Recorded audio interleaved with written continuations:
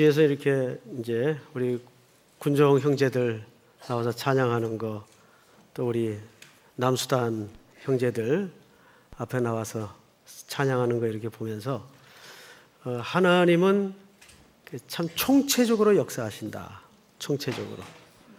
그러니까 복음의 그 영향력과 온 땅에 흘러가는 방식은 하나님만큼 풍성하고 다양합니다.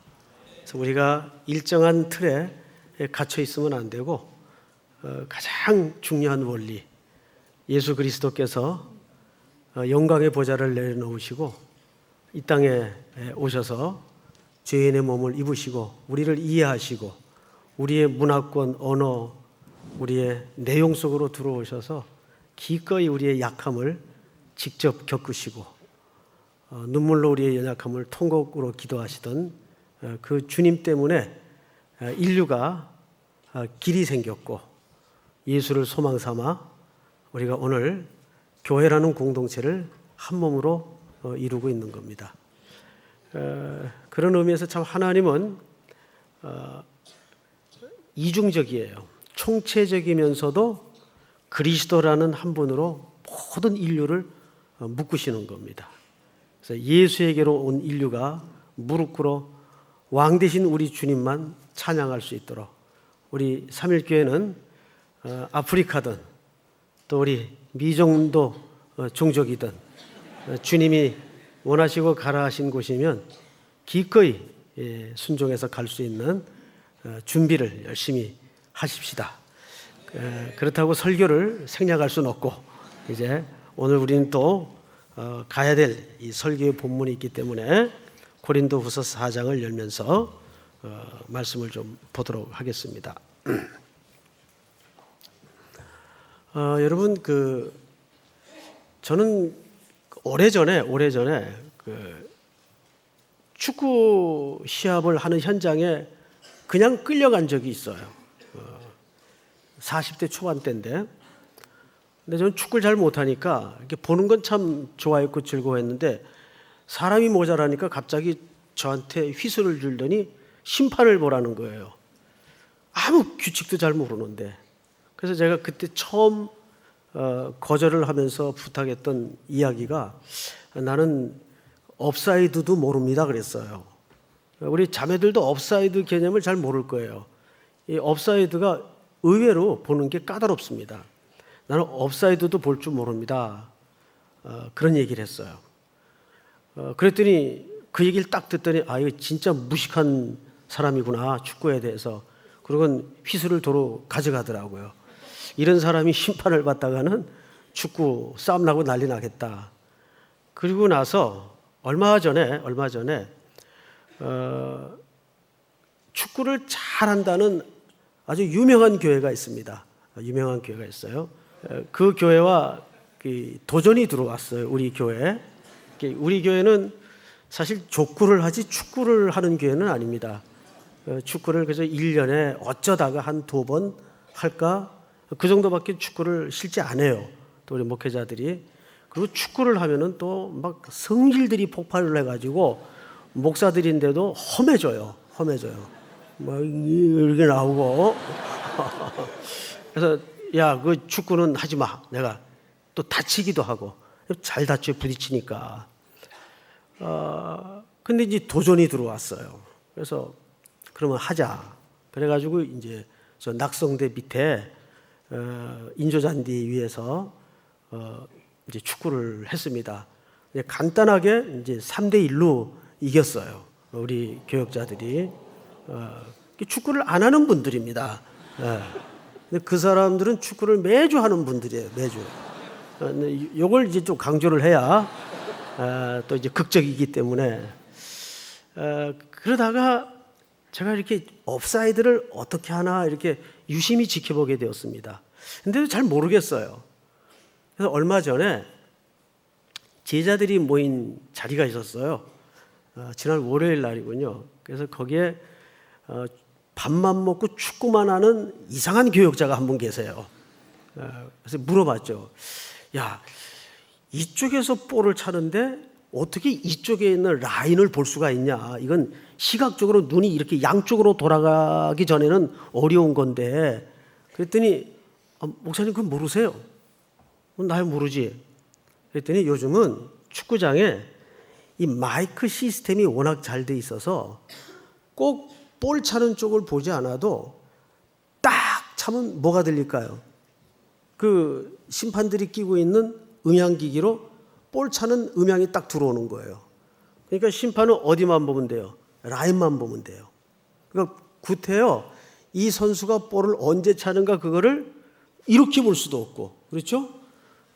이 두 개를 다 봐야 되니까. 왜냐하면 옵사이드라는 것은 선수가 볼이 차는 동시에 라인이 무너지면 안 되거든요. 동시에 나가야 되기 때문에. 이 지금 무슨 말인지 또 일부 분들은 잘 모를 거예요. 뭐 그런 게 있어야 복잡하게.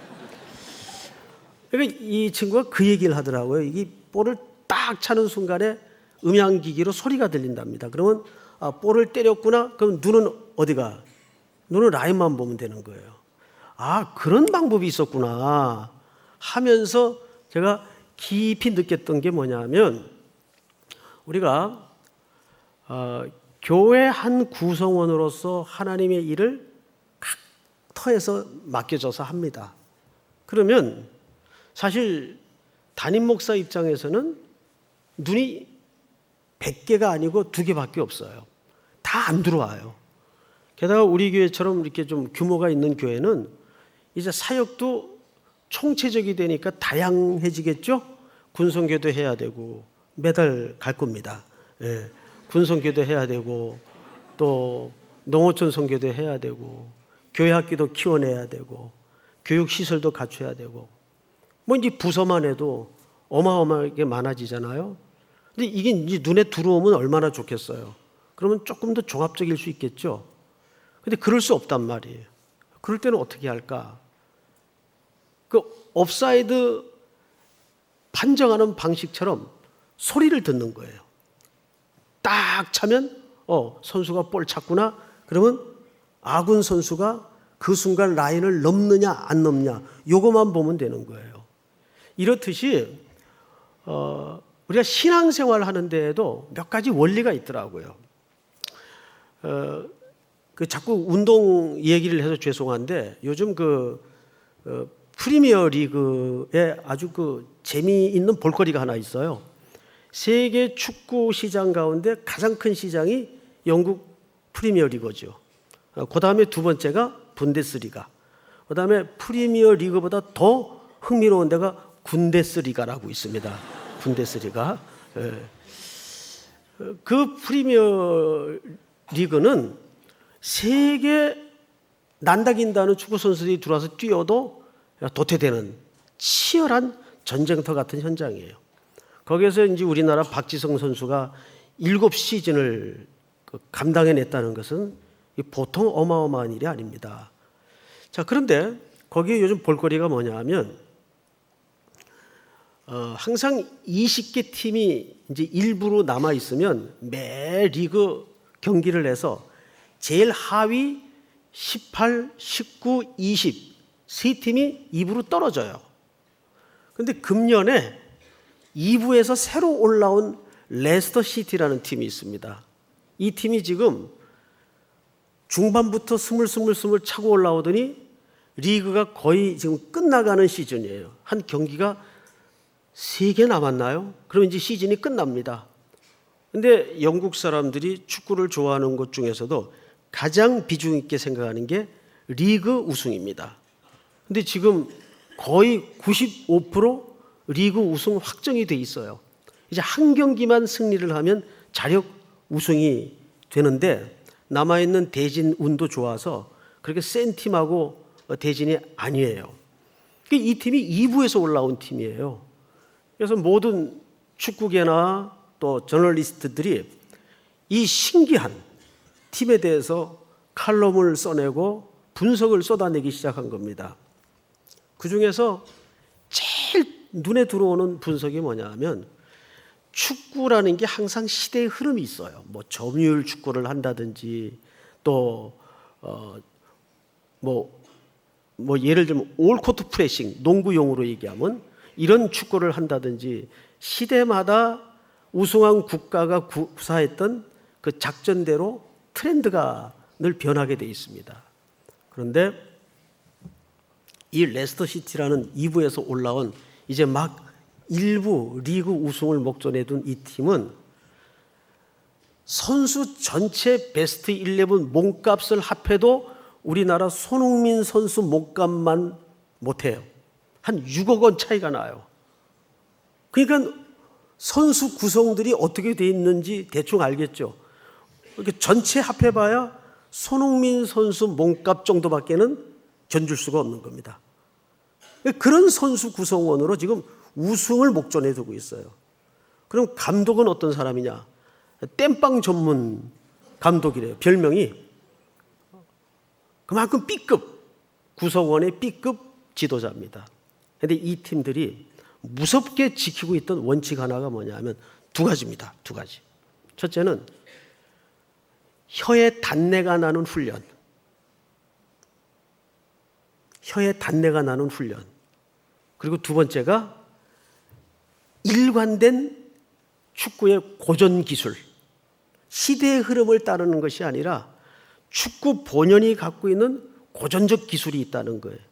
이것을 집중적으로 사흘씩 집중해서 나흘씩 집중해서 혀에 단내가 나도록 달금질을 한다는 거예요.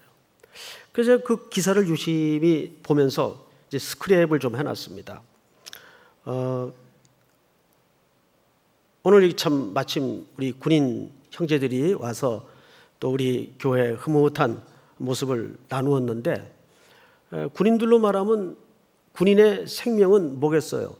어느 날 있을지 모르는 한 방을 위해서 365일 눈을 부릅뜨고 매일 훈련을 하는 거예요. 훈련이 어려운 이유는 그 훈련이 반복성이 있기 때문에 어려운 거예요. 우리 여기 형제들 훈련 받으면서 훈련 내용이 막 그 수학처럼 어려워가지고 이해 못해서 못 받은 훈련이 있어요, 혹시? 네, 없죠? 네. 여기 조금 갈차비 몇 명 지금 앉아 있는 것 같아요. 이 뒷말이 길게 빠지는 거 보니까 이제 말년들이 한 두 분 있는 것 같아요. 내가 저기 대답 소리 들으면 알거든요.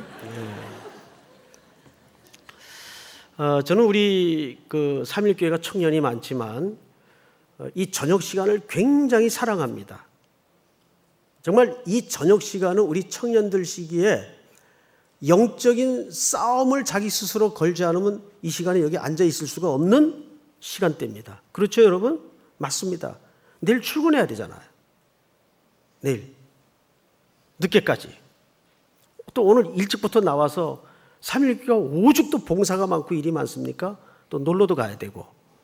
그러니까 참 하루 종일 교회 나와서 우리 형제들과 함께 버성겨 하루를 지낸다는 것은 쉽지 않은 일정이에요. 우리 딸내미도 저녁에 들어오면 여기 다크서클이 이렇게 돼 있어요. 가지나 몸이 좀 약한 데다가. 근데 제가 아무 소리 안 해요. 지가 좋아서 하는 걸 뭐. 좋아서 하는 거죠. 저는 오늘 이제 남은 시간에 여러분들과 좀 강조하고 싶은 것이 뭐냐 하면 사도 바울이 자기가 복음에 대한 충성을 왜 충성할 수밖에 없는가, 그 이유를 어떻게 되는가, 그거를 마지막 붙들고 오늘 기도의 제목을 좀 삼고자 합니다. 자, 1절을 한번 볼까요? 어휴, 이제 1절이면 좀 언제 끝날까? 네. 걱정하지 마세요. 그러므로 우리가 이 직분을 받아 긍휼하심을 입은 대로 뭐 하지 아니하고 낙심하지 아니하고. 중요한 얘기입니다. 자, 앞을 보십시다. 여기 매우 중요한 단어 하나가 등장을 하는데 이 직분을 받아 그랬어요. 여러분, 여기서 사도 바울이 말하는 이 직분은 무슨 직분이죠? 뭐 목사의 타이틀 이런 걸까요? 아닙니다. 이 직분은 정확하게 위에 3장 6절을 한번 볼까요? 이렇게 되어 있습니다. 그가 또한 우리를 새 언약의 일꾼 되게 만족하게 하셨으니. 무슨 언약의 일꾼이요? 새 언약의 일꾼. 자, 앞을 보십시다. 바로 여기서 말하는 직분은 두 가지 직분을 얘기합니다. 첫째는 새 언약의 일꾼의 직분을 얘기해요. 또 두 번째는 8절 볼까요? 같이 한번 읽겠습니다. 짧으니까. 시작. 하물며 영의 직분은 더욱 영광이 있지 아니하겠느냐. 예, 또 하나의 직분의 다른 명칭은 영의 직분이라고 얘기를 합니다. 자, 이제 됐습니다. 사도 바울이 1절에서 우리가 이 직분을 받아 그랬어요. 그 직분이 두 가지라 그랬어요. 첫째는 뭐예요? 새 언약의 일꾼. 두 번째는 영의 직분이라고 그랬습니다. 이것은 정확하게 얘기해서 바로 우리의 주 예수 그리스도가 되시는 그분을 전하고 그분을 전파하는 직분을 얘기합니다. 예수 그리스도는 무슨 언약의 실체입니까? 새 언약의 실체예요. 맞죠? 옛 언약은 율법이었다면 그 율법을 통해 인류는 절망할 수밖에 없었어요. 왜? 아무도 그 율법의 요구에 이르를 자가 있었다 없었다? 없었습니다. 그래서 그 율법이 우리를 어디에게로 인도했는가 하면 바로 새 언약의 주체가 되시고 실체가 되시는 예수 그리스도께로 인도했습니다. 우리를 전부 그분의 신부로 인도했어요. 그래서 우리가 새 언약의 일꾼이 됨과 동시에 또 하나의 이름은 영의 직분을 맡게 되었습니다. 자, 그런데 사도 바울이 여기서 이런 얘기를 합니다. 그러므로 우리가 이 직분을 받아 긍휼하심을 입은 대로 뭐 하지 아니한다고요? 낙심하다. 자, 앞을 보실까요? 빌립보서 강해를 할 때 말씀을 드렸던 바와 같이 여기서 낙심이라는 용어는 당시에 1세기에도 그 올림픽이 비슷한 그 경기가 있었습니다. 그래서 그 중에 가장 그 당시에 발달되었던 것이 격투기입니다. 권투 선수들 또 뭐 요즘 K1 또 UFC 이런 경기들 아주 굉장히 처절하게 경기를 하죠. 피를 흘리면서. 저거 좀 너무 심한 것 같아요. 근데 그런 격투기 선수들이 링에 올려질 때마다 코치들이 제일 강조하는 게 뭔지 아시죠? 가드를 올려라. 가드는 어디를 가리기 위해서입니까? 얼굴이 아니라 사실은 턱관절을 가리기 위해서입니다. 이 턱은 우리 몸의 가장 그 중심을 잡아주는 중추신경과 모든 신경기관이 다 연결되어 있어요. 그래서 여기 간단하게 탁 제대로만 건드려줘도 사람이 정신을 잃습니다. 그래서 격투기 선수들이 링에 올려질 때 코치들에 의해서 제일 고함 속에 강조되는 내용이 가드를 내리지 마라. 근데 이 낙심이라는 말이 무슨 뜻인가 하면 가드가 내려온다 그 말이. 가드가 내려오는 걸 영적인 표현으로는 피곤하다 또는 낙심이라는 얘기를 하는 겁니다. 그렇다면 그것은 이면에 무슨 의미가 사실은 내포되어 있을까요? 그것은 수없는 공격이 새 일꾼들에게 그 영의 직분을 맡은 자들에게 있다는 얘기일까요? 없다는 얘기일까요? 있다는 얘기죠. 그런데 어디서 사람들이 무너질까요? 두 가지에서 무너집니다. 하나님의 일꾼들이 두 가지에서 무너져요. 첫째는 사소한 데서 무너지고 두 번째는 낙심시킵니다. 오히려 정면으로 공격을 해들어오면 사람들은 움츠러져서 방어 본능이 생겨서 오히려 낙심을 하지 않아요. 무너지지 않아요, 잘. 그런데 사탄은 굉장히 꾀가 많아요. 지혜가 많아서 은혜를 많이 받게 해서 교만으로 넘어뜨리는 경우가 있고, 그래서 은혜가 막 쏟아 들어올 때 조심해야 돼요. 이거 긴장해야 되겠다. 내가 조금만 마음의 끈을 늦추면 내가 하나님보다 앞설 수 있겠구나. 그런 위기가 영적인 생활 속에서 반드시 온단 말이에요. 그리고 또 하나는 아주 사소한 밥 새끼에 무너집니다. 이렇게 사탄은 지혜로워요. 근데 그 중에 대표적인 전략이 우리를 낙심시키는 거예요. 이게 해서 다 무슨 소용이 있어? 다 쓸데없는 짓이지. 가드를 자꾸 내려오게 만드는 거예요. 그런데 바울이 여기서 이런 얘기를 해요. 낙심하지 아니하고 그 앞에 아주 중요한 고백 하나가 얹어져 있습니다. 뭘까요? 긍휼하심을 입은 대로. 이 얘기는 사실은 이런 뜻입니다. 자기 전력을 이 수사어 속에 감추어 놓는 겁니다. 바울이 어떤 사람이었어요? 그도 눈앞에 베일이 3장에서 소개한 것처럼 수건이 가리워져 있을 때에는 열심히 하나님을 위한다고 하면서 그리스도를 대적했던 선봉에 서 있었어요. 그랬죠? 그래서 가장 대표적인 유명한 사건이 오늘식으로 얘기하면 체포영장을 발부받아서 그가 저 외국 도성 북쪽 끝에 있는 다마스커스 언덕까지 쫓아갑니다.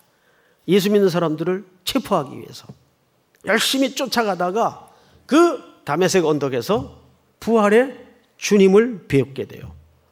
그러면서 그는 잠시 이 생물학적인 눈이 멀어요. 그러면서 그 눈이 벗겨지는 동시에 영안이 열리는 은혜를 잊게 됩니다.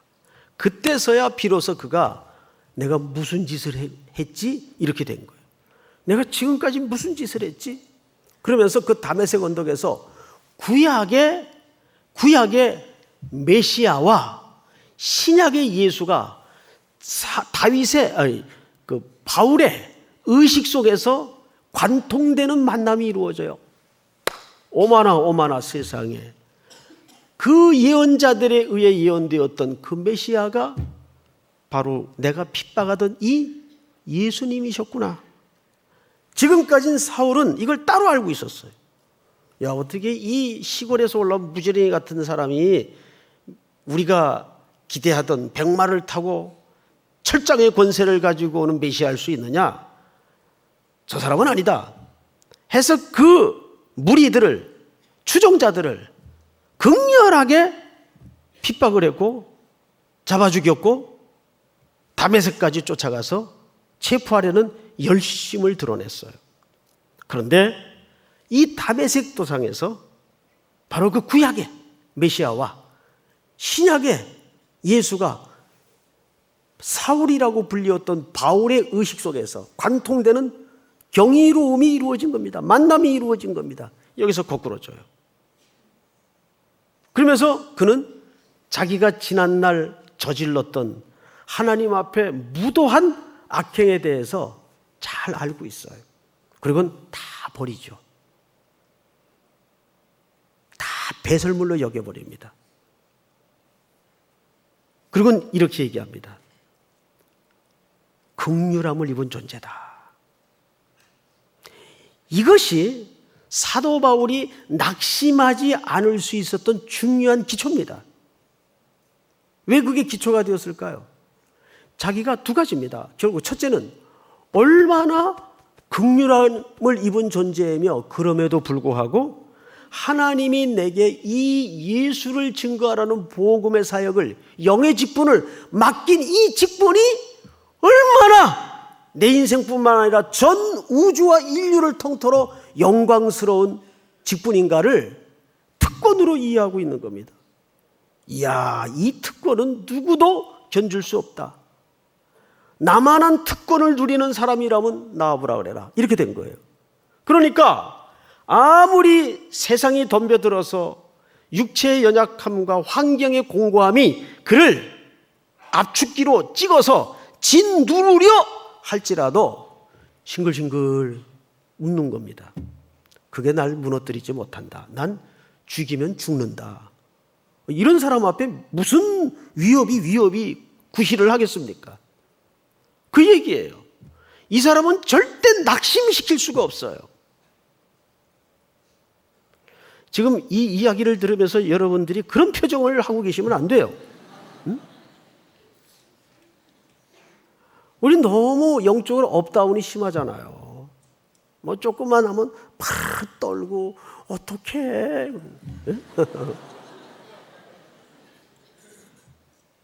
그런데 이 분명한 근거가 하나님과의 연결고리에서 확고하면 그냥 서 있는 거예요. 그냥 떠밀면 밀리는 거예요. 그러면 세상은 졌다고 생각을 하고 무너졌다고 오해를 하죠. 근데 바울은 어떻게 했어요? 또 툴툴 털고 다음 행선지로 가는 겁니다. 그걸 누가 말려요? 이게 낙심하지 않는 태도입니다. 그걸 특권으로 붙들고 있었다는 거예요. 여러분, 그 세상에 그 보도되는 뉴스의 일면을 보면 세상에 청와대 문지기만 해도 죄더라고요. 난 이 청와대 근무에 이렇게 되는 거예요. 그것도 특권으로 알고 있는데 여러분들이 누려야 될 특권은 지금 성경에서 바울이 어떤 개념으로 얘기하고 있는가를 아셔야 돼요. 영광의 직분, 새 언약의 일꾼이에요. 우리에게 그 역할을 맡긴 거예요. 하나님께서. 마지막으로 성경을 또 보십시다. 2절. 이에 숨은 부끄러움의 일을 버리고 속임으로 행하지 아니하며 하나님의 말씀을 혼잡하게 하지 아니하고 오직 진리를 나타내므로 하나님 앞에서 각 사람의 양심에 대하여 스스로 추천하노라. 이 얘기는 참 오늘 결론이면서 주제가 됩니다. 여러분 주보 보시면 오늘 제목이 뭐예요? 말씀을 혼잡하게 하지 말자. 이 말은 사실 술을 제조하는 과정에서 사용하는 용어예요. 여러분 술을 만들 때 여러분들이 술 만들 일이 없겠지만은 당시에 술을 만들 때 제일 신경을 썼던 게 불순물들이나 이물질이 끼어들어 날아오는 걸 가장 걱정하고 염려했습니다. 그러면 일단 이 술의 가치가 떨어져요.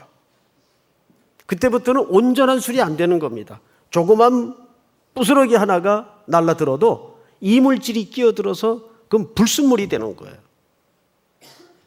그런데 이 당시에 오늘날처럼 가장 극악하게 준동했던 세상의 온갖 학문이라는 틀을 빌려서 수사학 또는 스토아 철학 이런 철학자들과 수사학자들에 의해서 복음이 자꾸 섞이는 겁니다. 진리가 자꾸 흔들거리고 섞이는 거예요. 그래서 그때 발호되었던 가장 유명한 이단이 오늘까지도 깊이 성도들의 의식 한켠에 뿌리를 내리고 있는 부분인데 영지주의자들입니다. 영지주의자들. 그뿐만 아니라 괴이한 이단들이 굉장히 많았어요. 요즘 전국적으로 지금 군 속에도 이런 일들이 일어날 수 있지만 그 신천지 이단, 혹시 오늘 이 밤에 신천지에서 오신 분들은 자리에서 한번 일어나 주시기 바랍니다. 그럼 자기도 모르게 또 벌떡 일어날 수 있으니까. 매주 말씀을 잘 듣고 은혜 받고 바른 진리로 돌아오시기 바랍니다. 마지막 시대는 전쟁인데 진리전쟁이에요. 이제 무섭게 일어날 겁니다. 신천지가 저렇게 공개적으로 발호를 시작했다는 것은 본격적인 커다란 싸움을 준비하고 있다는 얘기예요. 우리가 정신 차려야 될 것은 그 첫 번째 타겟이 우리 삼일교회입니다. 여기는 황금 같은 청년들이 워낙 많은 교회이기 때문에 여기를 간과하고 저들의 전략을 꾸민다는 것은 상식적으로 이해할 수가 없어요. 저들은 우리 삼일교회를 가장 중요한 타겟으로 봅니다. 실제 그런 보고들이 지금 진 안에서 요소요소 드러나고 있고 보고되고 있어요. 진장님들, 간사님들, 리더들 정신 바짝 차리고 가짜가 성행할수록 가짜에 대해 연구하지 말고 진짜를 공부하면 돼요. 그 가짜는 저절로 드러납니다. 믿습니까? 바울이 디모데후서 4장에서 나는 선한 싸움을 싸우고 달려갈 길을 마치고 믿음을 지켰다. 이런 고백을 했죠. 거기서 말하는 믿음은 믿습니다. 이런 부흥사들이 가리키는 믿음이 아니에요. 원문에 보면 유일한 위탁물이라고 되어 있어요. 그럼 하나님께서 사랑하는 자녀 사도 바울에게 평생에 걸쳐 맡겨놓았던 유일한 둘도 있을 수 없는 위탁물은 무엇이어야 할까요? 무엇일까요? 복음이에요. 이 복음이 예를 들어 이런 그릇에 담아져서, 자, 바울아, 이거 맡겨놓을 테니까 후대들에게 이거 변질되지 않게, 이물질 들어가지 않게 흘리지 말고 잘 전달해라. 그러면 충성스러운 종 같으면 이거 어떻게 전달해야 되겠어요? 이것만 보고 가는 거예요, 이것만. 그러면 그 옆에 꽃이 피었는지 여름이 가는지 안 들어와요. 오로지 이것만 보고 가는 거예요. 그 얘기를 하는 거예요. 내가 선한 싸움을 싸우고 나의 달려갈 길을 마치고 이 복음이 변질되지 않도록 하기 위해서 이걸 지켜냈다 그 말이에요. 여기 많은 목회자들, 후보생들도 계시고 또 목회자들도 계시지만은 디모데후서 2장 15절에서 바울이 이런 권고를 유언처럼 하고 있지 않습니까? 너는 진리의 말씀을 옳게 분별하며. 그게 오르도토메오라는 말이에요. 이 분별이라는 말은 로마 시대 공병대들이 전쟁을 하기에 앞서서 길을 똑바로 닦는다 그 말이에요. 오르도토메오, 길을 똑바로 내다. 공병대들이 길 잘못 내면 그 길로 들어가 전쟁을 치러야 되는 병사들이 다 죽어요. 우리 형제들, 예? 공병대 한번 손 들어보세요. 인상이 공병이야, 공병. 길 잘 닦아야 돼, 길. 아멘. 예. 그리고 그 닦여진 길 끝에는 진보가 나타나게 하라, 이 말을 해요. 그 진보라는 말은 로마 제국이 생기는 거예요. 복음의 길이 닦여진 그 길 끝에는 하나님의 나라가 임하는 겁니다. 하나님의 제국, 하나님의 통치가 임한다 그 말이에요. 그래서 바울은 어떤 것보다도 이 복음이 변질되지 않도록 하기 위해서 부들부들 떨면서 좌우를 돌아보지 않고 선한 싸움을 싸우고 나의 달려갈 길을 마쳤다. 거기 마쳤다라는 말이 얼마나 격렬하고 처절한 말인지 아세요? 여러분, 마라토너가 42.195km를 뛰면서 꼬린 지점에 탁 테이프를 끊었을 때 아직도 더 뛸 수 있는 여력이 남아있는 선수들을 보셨던가요? 보통 완주를 하면 4km 정도가 빠진답니다. 어마어마한 거죠. 그러니까 약 3시간 만에 4km가 빠지는 거예요. 어마어마한 거예요. 그렇게 달리려면 여력이 남아있지 않아야 돼요. 오늘 오전에도 주님이 정말 우리 성도들에게 원하는 것은 두 가지라고 그랬어요. 신부로서의 삶. 두 번째는 목숨을 바치는 삶. 여러분, 지금 예수를 믿고 산다는 것은 목숨을 바치는 결단이 요구되는 시대에 우리가 직면해 있습니다. 왜? 세상의 조짐과 상황이 이제는 그렇게 만만하거나 호락하지 않아요. 이제는 이렇게 나이스하게 우아하게 그런 모든 그림을 내려놓고 주께서 부르시면, 주께서 가라 하시면 우리는 기꺼이 그리스도의 신부로서 그분께 우리의 열정을 다하는 그런 헌신과 결단이 있어서 우리 3.1교회는 예수님 다시 오시는 그날까지 정말 충성스러운 영광의 일꾼들이 되어서 마지막으로 말씀을 혼잡케 하는 어떤 일도 우리가 걷어낼 수 있는, 분별할 수 있는 건강한 교회로 우리 사랑하는 청년들이요 잘 준비될 수 있기를 주의 이름으로 축복합니다. 다 일어나십시다. 다시 복음 앞에